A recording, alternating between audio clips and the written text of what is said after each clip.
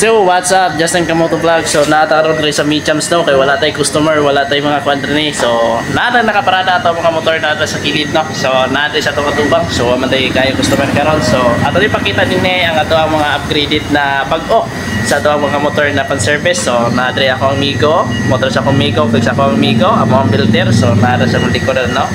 So ato rin pakita karon ang kwan sa inyo ano. Ato to sa ipakita ang sa likuran, dito sa likuran.